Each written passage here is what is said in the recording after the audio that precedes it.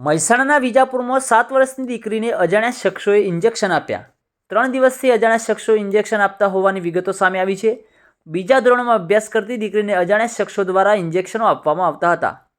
દીકરીએ ઘરે જાણ કરતાં દીકરીને સારવાર માટે ખસેડવામાં આવી છે। વિજાપુર પોલીસે ગુનો દાખલ કરી વધુ તપાસ હાથ ધરી છે। દીકરીની શારીરિક તપાસ માટે વડનગર લઈ જવામાં આવી છે। વિજાપુરની સ્વામિનારાયણ સ્કૂલમાં અભ્યાસ કરે છે આ દીકરી।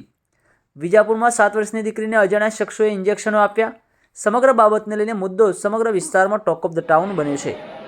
વધુ સમાચારોને અપડેટ્સ માટે જોતા રહો online TV news Suresh Thakor સાથે। યુટ્યુબમાં સબસ્ક્રાઇબ કરો, ફેસબુકમાં ફોલો કરો અને ઇન્સ્ટાગ્રામમાં ફોલો કરવાનું ભૂલશો નહીં।